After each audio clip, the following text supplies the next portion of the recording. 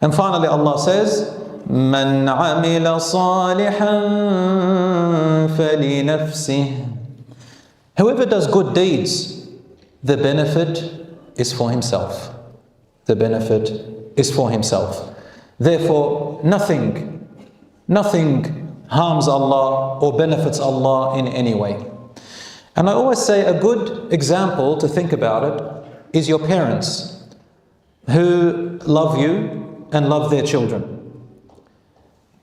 They don't want anything in return. Good parents who truly have unconditional love for their children, from the moment they're born, their future, they're already envisioning it. And they're looking forward to you growing up and being happy and healthy. And the question we ask is why? What do parents get out of it? They don't get money out of it. They don't get fame out of it. They're aging. So a good parent and a loving parent doesn't want anything in return. The only reward they want is that their child is righteous, grows up well and healthy, makes dua for them after they pass away. Allah subhanahu wa ta'ala gives us the example of parents, and He always puts their name with His name in the Qur'an. They're the only people Allah mentions alongside His name. وَقَضَى رَبُّكَ أَلَّا تَعْبُدُوا إِلَّا إِيَّاهُ وَبِالْوَالِدَيْنِ إِحْسَانًا. Your Lord has decreed that you worship none other but Him and to be dutiful to your parents. Because your creation came from Allah first and then through them. And so there is gratitude that we give them, and for them there is unconditional love. And Allah subhanahu wa ta'ala, He doesn't want anything in return except, believe it or not, just for your own good. Just for your own good. We begin with the first hadith relating to this that I want to share with you. And the hadith explains the meaning of the word iman. So the question is, what is iman? What is faith in the Islamic terms? I think still some people will misinterpret it or give a different answer to what it really is. Some people will say it's what you believe in, but that's not the meaning of iman, of faith. The Prophet ﷺ said, iman is 70 something.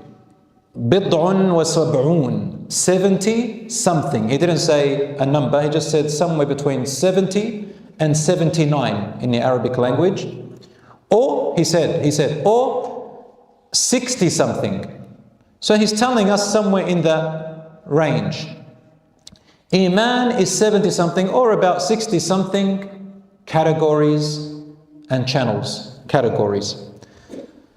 The best of all of its categories is the word La ilaha illallah, saying and believing truly and acting upon there is no God worthy of worship except Allah.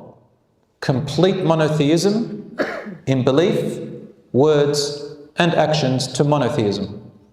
Then he said, and the least of all its categories is to remove a harmful object off the road.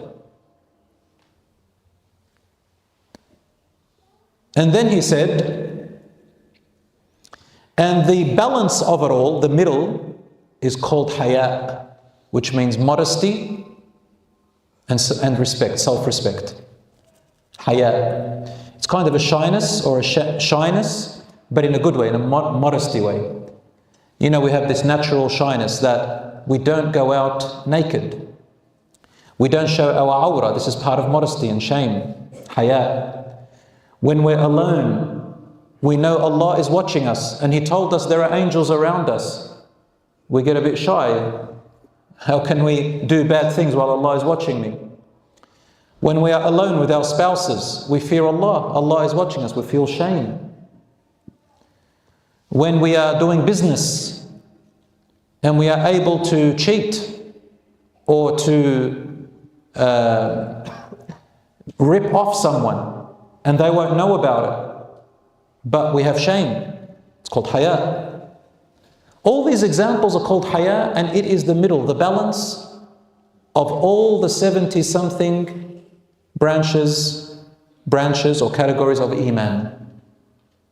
Without haya, without modesty and shame, you will not have monotheism properly, and you will not have good acts properly.